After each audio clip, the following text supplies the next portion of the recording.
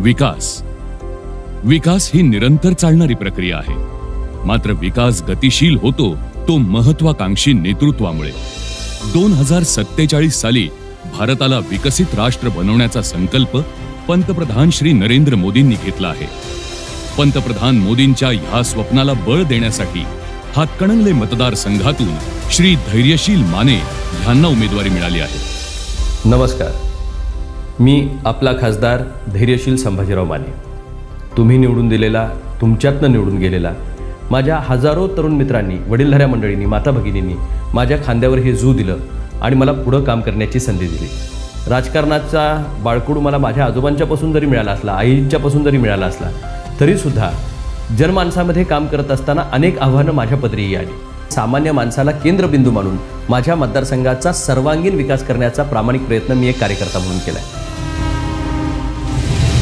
माझ्या मतदारसंघामध्ये जी विकासाची गंगा येते, याला काय कारण असेल तर वर नरेंद्रजी मोदी, खाली राज्यामध्ये असणारं महायुतीचं शासन, ज्याच्यामध्ये एकनाथजी शिंदे साहेब असतील, देवेंद्रजी फडणवीस साहेब असतील आणि अजितदादा पवार साहेब असतील, यांच्या मार्गदर्शनाखाली, यांच्या नेतृत्वाखाली महाराष्ट्राला गतिशीलपणे पुढे नेण्याचं काम ही तिघही मंडळी या ठिकाणी हातात हात घालून करतायत। आणि मला मनापासूनचा आनंद आहे की राज्य आणि केंद्र शासनाच्या विविध निधीच्या माध्यमातून माझ्या मतदारसंघाला सर्वांगीण विकासाला पुढे देण्याचं, चालना देण्याचं काम मी करण्यामध्ये यशस्वी झालो। 2019च्या लोकसभा निवडणुकीत सामोरे जाताना खासदार धैर्यशील माने यांनी 14 मुद्द्यांचा वचननामा दिला होता।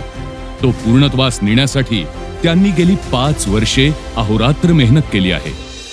2019 साली महापुराचं संकट कोल्हापूर जिल्ह्यावर आलं। ह्या महापुरात स्वतः जमिनीवर उतरून लोकांना मदत करण्यात खासदार धैर्यशील माने कायमच पुढे राहिले। पुराच्या पाण्यात उतरून गावोगावी जाऊन त्यांनी मदत कार्य केलं। पहिल्याच अधिवेशनामध्ये महापुराचं संकट कोल्हापूर जिल्ह्यावर थैमान घालू लागलं। हातकणंगले लोकसभा मतदारसंघाचा खासदार म्हणून मी अधिवेशन अर्ध्यातनं सोडून परत या ठिकाणी माझ्या मतदारसंघामध्ये आलो। माझ्या घरावर संकट आलंय, माझी लोकं अडचणीत आहेत, हे मला त्या ठिकाणी जाणवत होतं। अनेक परिस्थितीतनं मात करत असताना महापुरासारखं एक भयानक संकट 2019लाही आलं आणि 2021लाही आलं। पण 19च्या महापुरामध्ये मला अनुभव आला तो दातृत्वाचाही, आणि मला काय करता येईल माझ्या लोकांच्यासाठी याच्यासुद्धा एक ॲक्शन प्लॅन त्या निमित्तानं तयार झाला। कोल्हापूर महापुरातून सावरतय ना सावरतय तोवरच पूर्ण जगावरच कोरोनाचं संकट दाटून आलं। सर्व लोक आरोग्य सेवा मिळण्यासाठी प्रयत्न करू लागले। स्वतः कोरोना बाधित असताना देखील सर्वसामान्यांना आरोग्य सुविधा उपलब्ध करून देण्यासाठी खासदार धैर्यशील माने कार्यरत होते। इतकंच नव्हे तर स्वतःचं घर त्यांनी क्वारंटाईन सेंटर म्हणून उपलब्ध करून दिलं। खासदार धैर्यशील माने यांनी सर्वप्रथम ऑनलाईन बैठका घेऊन गावागावात संपर्क ठेवला आणि त्यांचे प्रश्न जाणून घेतले। व्हेंटिलेटर आणि इतर आरोग्य विषयक सेवा सर्वसामान्य जनतेला मिळण्यासाठी त्यांनी करोडो रुपयांचा निधी उपलब्ध करून दिला। आरोग्याच्या दृष्टिकोनातून माझ्या मतदारसंघातल्या आम जनतेला वाचवणं, त्याला त्यातनं बाहेर काढणं ही माझी प्राथमिक जबाबदारी होती। त्यामुळे मी त्याच्यामध्ये झोकून दिलं। सगळ्या देशातल्या खासदारांचा फंड गोठवला गेला, बंद करण्यात आला आणि 3 वर्ष कोणताही निधी या ठिकाणी खासदारांना मिळाला नाही।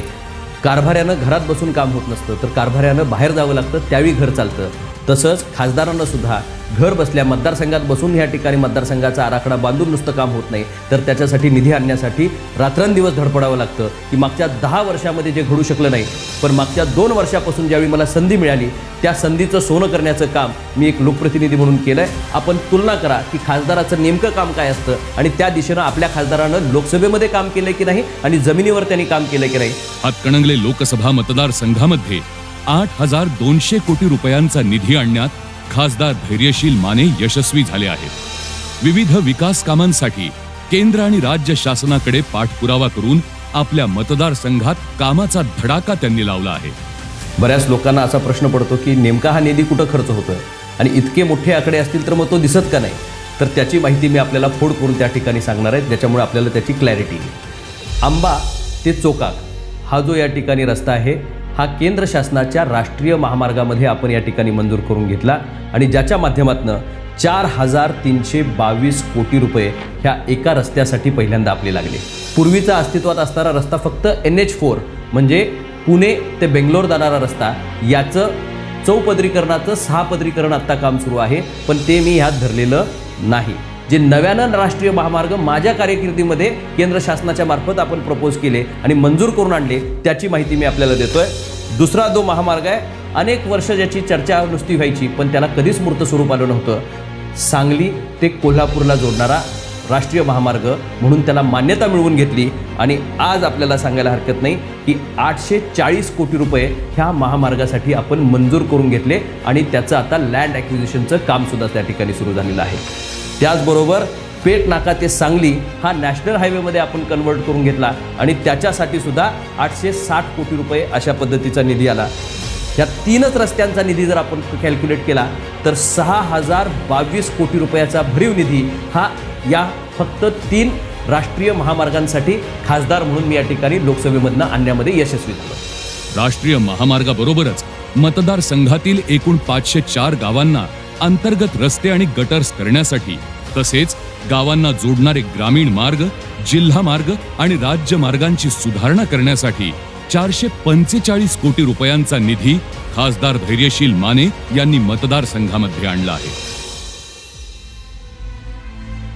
2024 पर्यंत ग्रामीण भारतातील सर्व कुटुंबांना वैयक्तिक घरगुती नळ कनेक्शनद्वारे सुरक्षित आणि पुरेसं पिण्याचं पाणी उपलब्ध करून देण्यासाठी माननीय पंतप्रधान श्री नरेंद्र मोदी यांनी जल जीवन मिशन या महत्वाकांक्षी योजनेची घोषणा केली. केंद्र शासनाच्या ह्या असणाऱ्या योजनेअंतर्गत माझ्या लोकसभा मतदारसंघामध्ये 557 गावे आपण यामध्ये इन्क्लूड केली, त्यांना या आराखड्यामध्ये घेतलं आणि त्याच्यासाठी 570 कोटी रुपयाचा निधी एका वेळी आपण मंजूर करून घेतला. प्रत्येक गावामध्ये आता नळ पाणी पुरवठ्याचं काम चालू आहे. प्रत्येक गावामध्ये या ठिकाणी जलस्रोत बळकटी करण्याचं काम चालू आहे. प्रत्येक घरापर्यंत जल नेण्यासाठी म्हणून कार्यान्वित असणारी ही योजना, अनेक गावांची कामं पूर्णही झाली आहेत. काही गावांच्या कामांची सुरुवात होऊन त्या ठिकाणी कामं प्रत्येक गावामध्ये आहेत आणि त्याचबरोबर काही गावांची प्रशासकीय मंजुरीसुद्धा झालेली आहे. मागच्या लोकसभेच्या दरम्यान मी आपल्या सर्वांना वचन दिलं होतं की मी हातामध्ये दगड नाही पेन देणार. नेमकं काय आपण त्याच्या दिशेनं पावलं टाकली याचीही माहिती मी आपल्याला देणं हे माझं कर्तव्य समजतो. आपल्याच लोकसभा मतदारसंघातील पन्हाळा शाहूवाडी तालुका हा अत्यंत दुर्गम अशा पद्धतीचा तालुका. इथं असणाऱ्या बऱ्याच मुलांना रोजगारासाठी म्हणून मुंबई, पुणा अशा ठिकाणी जाऊन वास्तव्य करावं लागतं आणि शिक्षण असूनसुद्धा घराजवळ काम मिळत नाही.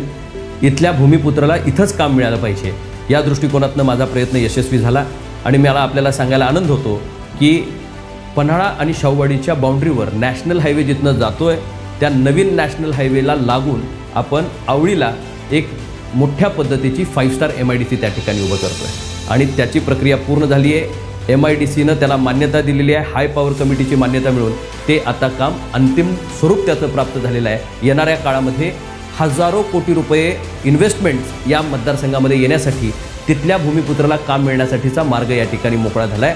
650 एकर जमीन तिथली आपण त्याच्यासाठी प्रपोज केली. त्याचा फायदा येणाऱ्या नवीन या ठिकाणी इंडस्ट्रियल डेव्हलपमेंटसाठी माझ्या लोकसभा मतदारसंघामध्ये होईल.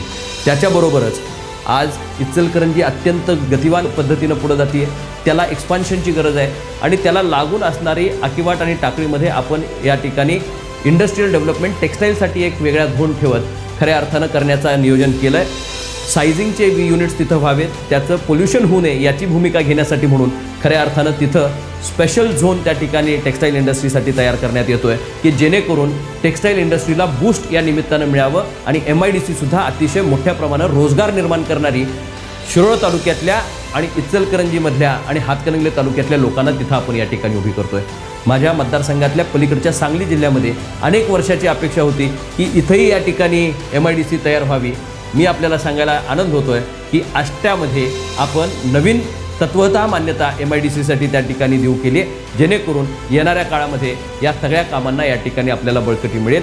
शाहूवाडी तालुक्यातील साताळी येथे नव्याने MIDC उभारण्यासाठी तत्वतः मंजुरी घेतली असून जागेचे सर्वेक्षण पूर्ण झाले आहे.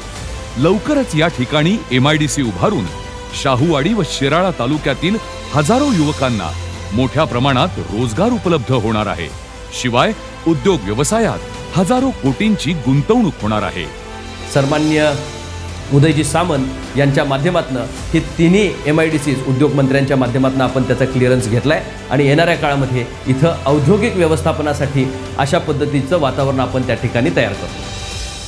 खासदार धैर्यशील माने यांच्या संकल्पनेतून बहुजन समाजातील उपेक्षित घटकांना न्याय देण्यासाठी शिवराज्य भवन ही संकल्पना प्रत्येक तालुक्यात साकारत आहे।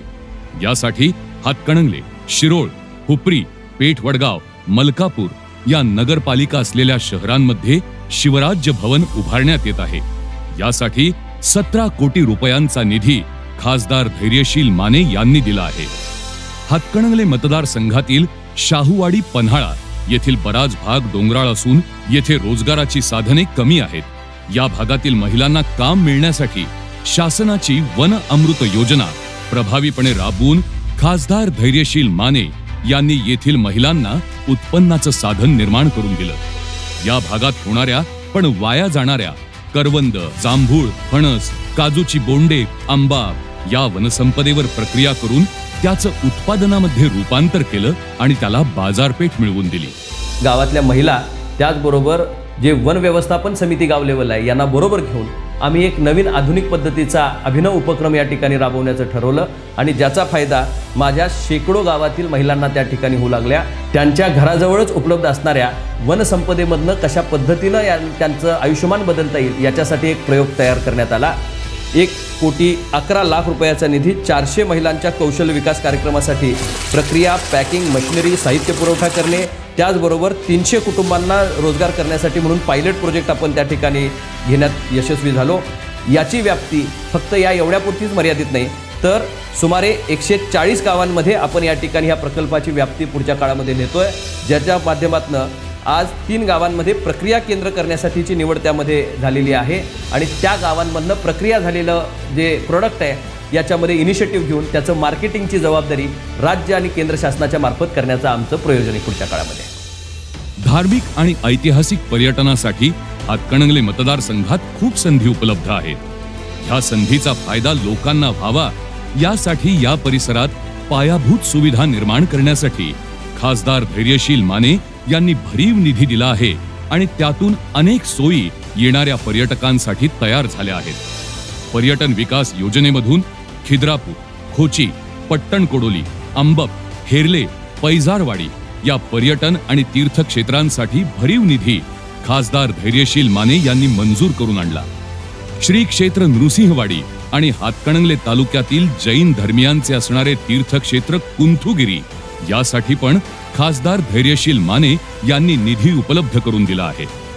तीर्थक्षेत्र दख्खनचा राजा ज्योतिबा म्हणजेच वाडी रत्नागिरी येथील अंतर्गत रस्ते व इतर सोयी सुविधांसाठी 4 कोटी रुपयांचा निधी, तसेच ज्योतिबा डोंगर परिसरातील गावांचा विकास करण्यासाठी स्वतंत्र प्राधिकरणाची स्थापना करून 1,530 कोटी रुपयांचा विकास आराखडा मंजुरीसाठी शासनाकडे सादर केला आहे।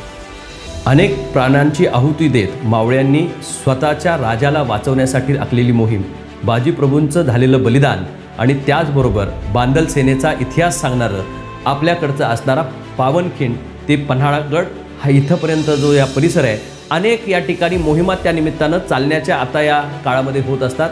त्यांच्या सोयी सुविधा जर असतील तर अधिकचे पर्यटक महाराष्ट्रातनं त्या ठिकाणी येतील। याच्यासाठी 15 कोटी रुपयाचा भरीव निधी आपण या परिसरामध्ये या ठिकाणी देऊ केला आहे, जेणेकरून पर्यटकांची सोय तर होईलच पण अधिक मोटिवेशन येणाऱ्या लोकांना त्या ठिकाणी मिळेल। महिलांसाठी वेगळी वसतिगृहाची व्यवस्था आणि पुरुषांसाठी वेगळी वसतिगृहाची व्यवस्था या निमित्तानं आपण करतोय।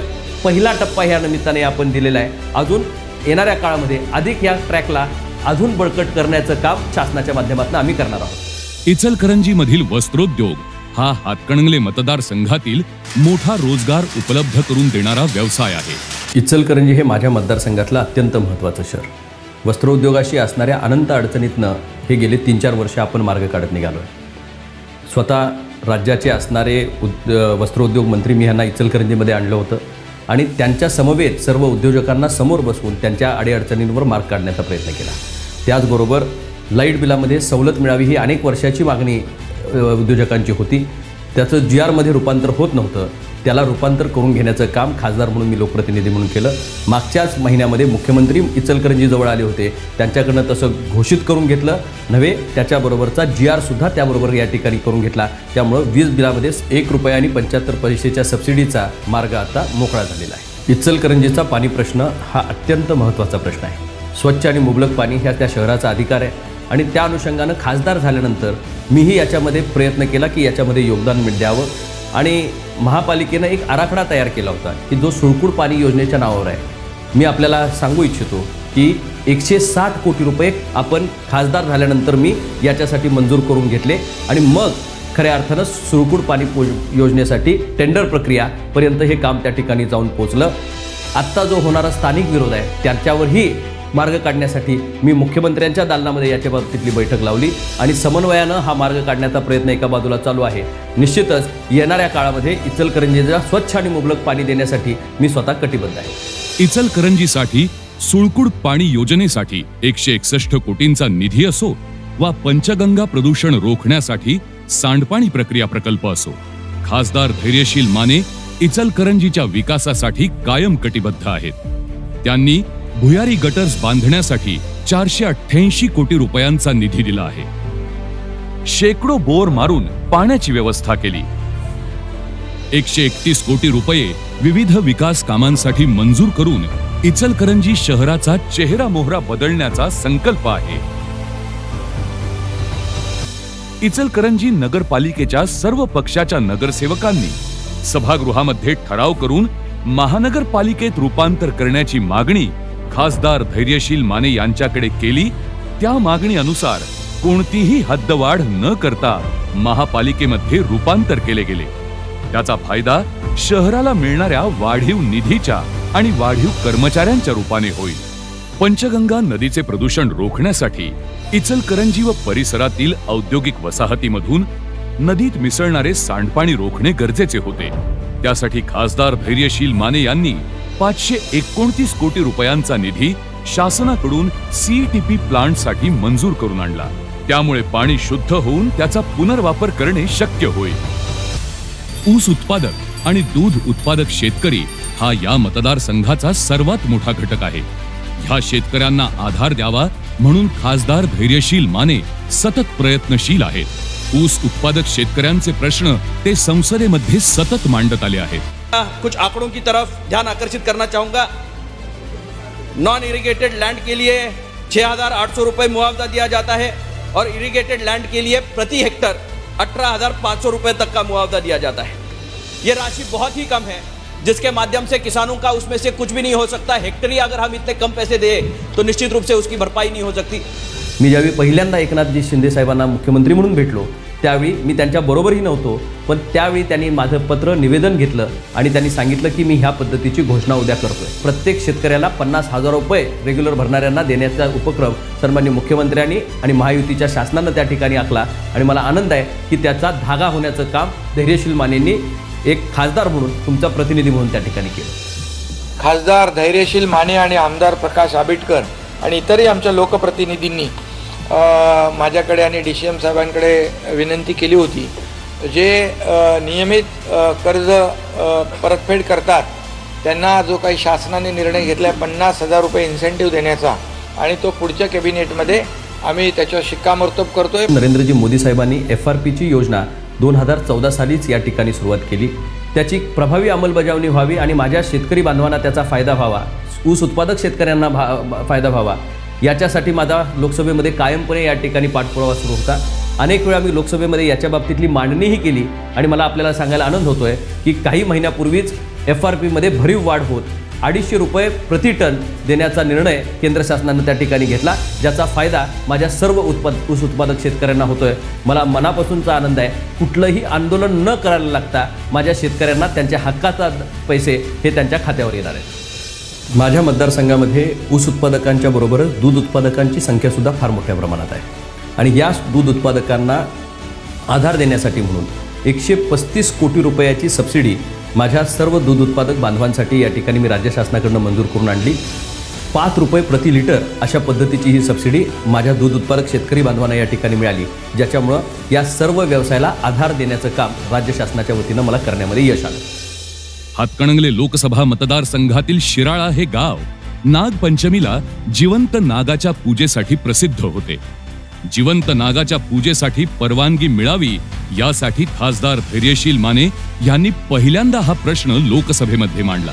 शिराला का नागपंचमी त्योहार एक शताब्दी वर्ष पुराना त्योहार है मूल घटना से जुड़ा एक धार्मिक त्यौहार है। हमारे यहाँ सांपों का मानव तथा किसानों का मित्र समझा जाता है। हमारी धार्मिक श्रद्धा का विषय होने से हमें आपसे निवेदन करता हूँ की नाग सापों को वन्यजीव प्राणियों की सूची में से अलग किया जाए। शिराळ्यामध्येच असणारा भुईकोट किल्ला हा संभाजीराजांच्या जो शेवटचा प्रयत्न त्यांना सोडवण्याचा झाला त्या प्रयत्नाची साक्ष देतोय। पण तो दुर्लक्षित राहिलेला किल्ला त्याला सुद्धा या ठिकाणी ऊर्जित अवस्था आणण्यासाठी म्हणून मी प्रयत्न केला आणि 1.5 कोटी रुपयाचा भरीव निधी हा आपण त्या वास्तूसाठी त्या ठिकाणी देऊ केला। तो आराखडा जवळपास 20 कोटी रुपयाचा आहे। त्याच्याही साठी म्हणून राज्य शासनाने मान्यता दिलेली आहे। केंद्र शासनाच्या अमृत भारत योजनेतून हातकणंगले येथे सर्व सोयींनी युक्त रेल्वे स्थानक उभारण्यासाठी 12 कोटी रुपयांचा निधी, तसेच हातकणंगले जयसिंगपूर रुकडी रेल्वे स्थानकावर प्रवाशांच्या सोयीसाठी 6 कोटी 55 लाख रुपये निधी खासदार धैर्यशील माने यांनी मंजूर करून आणला। कोल्हापूर विमानतळ विस्तारीकरण करून कार्गो सेवा आणि नाईट लँडिंग सुविधा सुरू केली। भौगोलिक विकास करत असताना मानसिक विकास झाला पाहिजे, सामाजिक विकास झाला पाहिजे, आर्थिक दुर्बल असणाऱ्या लोकांना मदत झाली पाहिजे। पहिल्यांदाच माझ्या लोकसभा मतदारसंघामध्ये दलित वस्त्यांच्या सुधारणेमध्ये भरीव निधी आणायचं काम आपण या ठिकाणी केलं। त्याचबरोबर बाबासाहेब आंबेडकर साहेबांची आणि शाहू महाराजांची आठवण सांगणारं आमचं माणगाव परिषदेचं गाव, त्याहीमध्ये मुख्यमंत्र्यांना पहिल्यांदा नेण्याचं काम मी या ठिकाणी केलं आणि मुख्यमंत्र्यांनी सुद्धा त्याच्या आराखड्याला हिरवा कंदीर दाखवलेला आहे। त्याचबरोबर अण्णाभाऊ साठेंचं जन्मगाव हे माझ्या मतदारसंघातलं सोशल इक्वॉलिटीचा या ठिकाणी ज्यावेळी आपण संदेश देत असतो त्यावेळी ह्या महापुरुषांची आठवण चिरंतन राहिली पाहिजे आणि नवीन पिढीला दिशादर्शक असली पाहिजे, याच्यासाठी माझा प्रयत्न चालू होता। आणि मला आनंदानं सांगावंसं लागेल की 25 कोटी रुपयाचा निधी हा या ठिकाणी त्याही स्मारकासाठी मुख्यमंत्र्यांनी देऊ केलेला आहे। मी लोकसभेचा खासदार म्हणून अण्णाभाऊ साठे साहेबांना भारतरत्न मिळावा याची मागणी सुद्धा या ठिकाणी केली। महोदय, अन्नाभाऊ साठे जी मराठी साहित्य जगत के एक श्रेष्ठ रचनाकार हैं। मैं ये कहना चाहूँगा कि वो एक छोटे से दलित परिवार से आते थे। अन्नाभाऊ साठे जी ने 30 उपन्यास, 16 कहानियाँ संग्रह, एक नाटक, 10 लोकनाट्य, ये सारा उनके जीवन प्रवास में उन्होंने लिखा। मेरी सरकार से ये मांग है कि उनको मरणोपरांत भारत रत्न से सम्मानित किया जाए और उनके गांव में उनका स्मृति चिरंतन रहने के लिए एक राष्ट्रीय स्मारक की भी रचना वहाँ की जाए। लिंगायत समाजासाठीची मागणी केली, धनगर समाजाची मागणी केली, मराठा बांधवांसाठी त्या ठिकाणी मागणी केली। प्रत्येक समाज घटकाला सोशल इंजिनिअरिंगच्या माध्यमातून त्यांच्या हक्काचं व्यासपीठ मिळावं याच्यासाठीचा माझा लोकसभेच्या स्तरावरचा प्रयत्न चालूच आहे। शेकडो गरजू आणि गरीब रुग्णांसाठी मुख्यमंत्री आणि पंतप्रधान वैद्यकीय सहाय्यता निधीमधून 3.5 कोटी रुपयांचा भरघोस निधी मंजूर करून रुग्णांना दिलासा दिला आणि अनेक लोकांचे प्राण वाचवले। मराठा आरक्षणासाठी लोकसभेमध्ये आवाज उठवणारे हे पहिले खासदार आहेत। एकूण महाराष्ट्राच्या लोकसंख्येच्या 32% लोकसंख्या ही मराठा समाजाची आहे आणि त्यापैकी 90% समाज हा आर्थिकदृष्ट्या दुर्बल आणि आर्थिकदृष्ट्या मागास असलेला आहे आणि मराठा आरक्षण हे महाराष्ट्रामध्ये होण्यासाठी केंद्राने सुद्धा महाराष्ट्र राज्यासारखा पुढाकार घ्यावा आणि खऱ्या अर्थानं या सर्व लोकांना न्याय मिळवून द्यावा। वारंवार येणाऱ्या पुरामुळे नुकसान होऊ नये यासाठी पूर नियंत्रण व व्यवस्थापन यासाठी 3.5 कोटी रुपयांचा प्रस्ताव वर्ल्ड बँकेमध्ये सध्या अंतिम टप्प्यात आहे। हा प्रकल्प पूर्ण झाल्यावर पुराचा प्रश्न सुटण्यास मोठ्या प्रमाणात मदत होईल असा खासदार धैर्यशील माने यांना विश्वास आहे। कोकण रेल्वे ज्योतिबाच्या पायथ्याला आणणे, वंदे भारत ट्रेन कोल्हापूरला आणणे, प्रत्येक तालुक्याच्या ठिकाणी स्टेडियम तयार करणे, कोल्हापूर जिल्ह्यामध्ये ट्रायपोर्ट तयार करणे। धैर्यशील माने यांनी मागणी केली की एक मोठा इथे सॅटेलाइट किंवा ड्रायपोर्ट म्हणजे इथून डायरेक्ट एक्सपोर्ट इम्पोर्टची व्यवस्था या जागेवरून होईल, त्याला रेल्वेचे कनेक्शन पण आम्ही देऊ। इचलकरंजीमध्ये वस्त्र उद्योगासाठी प्रोसेस हाऊसेस तयार करणे ही कामे करण्याचे खासदार धैर्यशील माने यांचे विजन आहे। मी जे काही आपल्याशी आत्ता दाखवलं, जे बोललो, हे अगदी मी मनापासून केलंय। माझा लोकसभा मतदारसंघ माझा परिवार म्हणून समजून मी याच्यासाठी प्रयत्न केले, रात्रंदिवस याच्यासाठी झटलोय।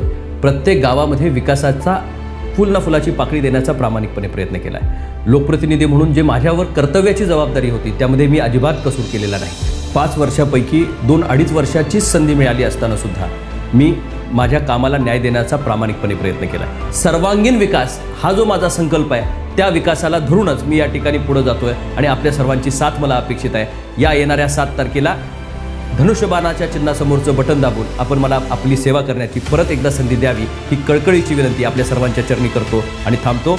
जय हिंद, जय भारत। देशहितासाठी मोदी सरकार, धैर्यशील मानेच आपला खासदार।